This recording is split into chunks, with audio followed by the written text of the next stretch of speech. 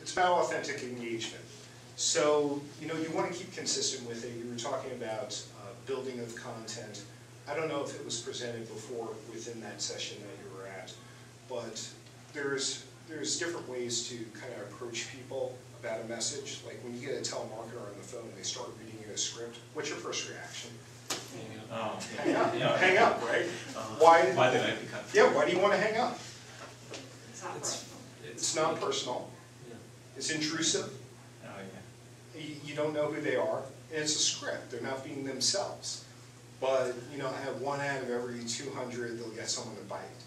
So this is about getting, maybe 150 out of 200 to bite on this. That's where we want to go with that, even close that gap in statistics. So it's about authentic engagement.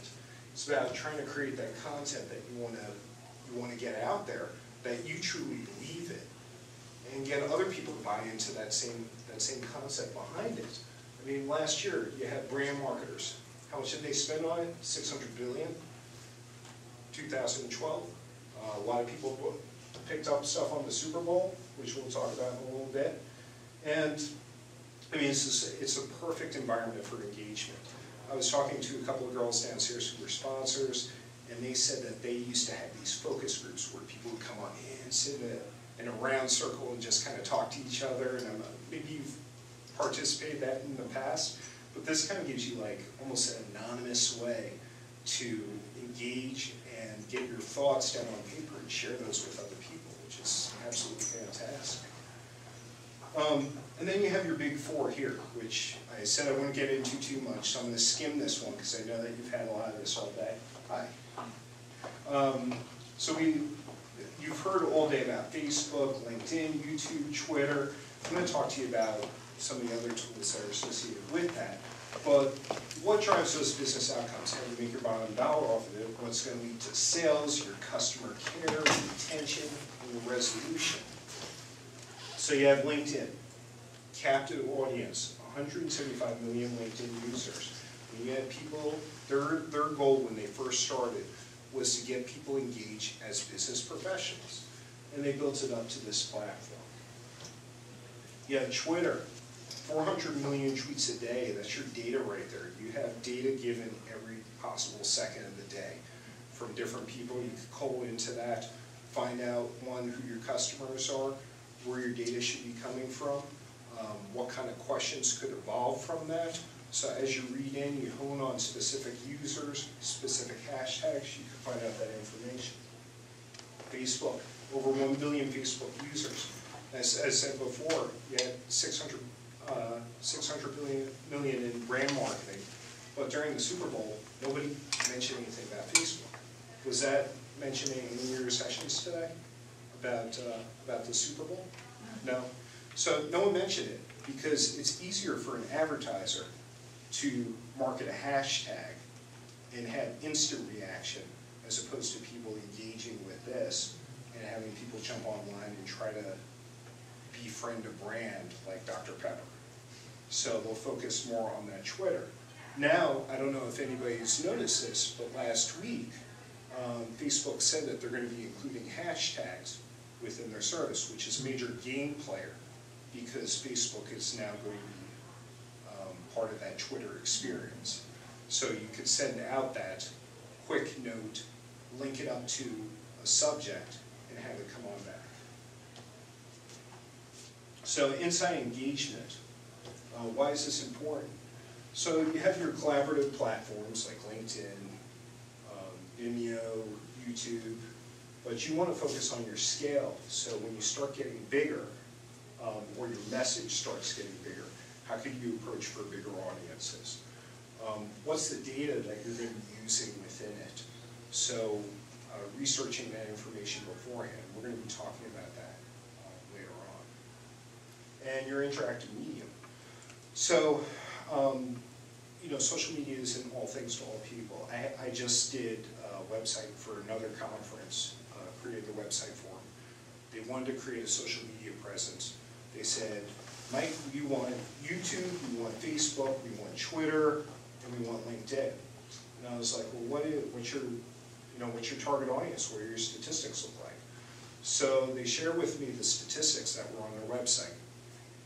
I found out not a lot of people were using Facebook, who were their customers. A lot of people were using LinkedIn, but they still said, okay, we want to pay you to do this. I told them I felt very uncomfortable with that. They still wanted to pay me to do it. So it turned out, it's already been a month into this, one Facebook user, high level of promotion with it, everybody's on LinkedIn groups. So, you know, it's trying to determine what your target audience is. You take a look out there, like a lot of bands. Does anyone here play in any public places, play any musical instruments, or, you know, in a local band? Where's the best place to find those people? MySpace or Facebook. Surprisingly, MySpace still has following in that mecca. Even though it's died off quite a bit. Justin Timberlake came in there, revamped the thing, and I don't know if you've taken a look at it lately, but they've done nobody's taken a look at it lately. The only reason why I took a look at it was for this presentation. So if you get a chance, go home, take a look at the brand new MySpace page. And the layout of it, you're going to be very surprised. They really tailored it to Windows 8, and you might find a good use for that in the future. So don't count out some of these tools. So he's in a movie about social media, and he decides he wants to buy social media. I think it just went in tandem. I think he did it beforehand, and then ended up doing the movie thing. That's fun. Oh, Yeah. wow. So, but what is this all about? I mean, what you want is the eventual goal is to get your individuals, you know, gaining awareness, love towards your brand, mind share, advocacy. So you want them to not only embrace it, but, you know, tell people about it. So for example, does anyone know Taiwan Cafe in Boston? Has anyone ever heard of it before? Yeah, So Taiwan Cafe, it's this little hole-in-the-wall Chinese restaurant. Great place to go to. They never had a website. This one guy that I know, he's in Boston Media Makers, loved the restaurant so much, built a website for him, didn't even tell the people about it, and just built it. So now they gain a lot of people coming to that website to order food from the restaurant, where, you know, you have someone who loved the brand, loved what they created, advocated about it, led to more revenue for that company. So what I wanted to show to you here was you basically want to engage, organize your people, and you may have in smaller businesses, even in large businesses, you may have just a couple of individuals working on your social media effort.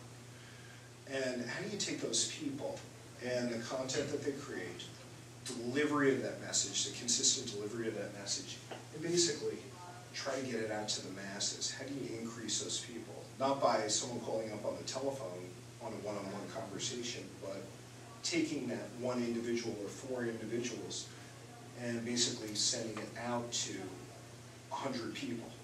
How do you get that message out there? We want to engage. Even though you have a small social team, you have a really wide breadth of areas where you can hit. So engage, scale, mobilize. Stay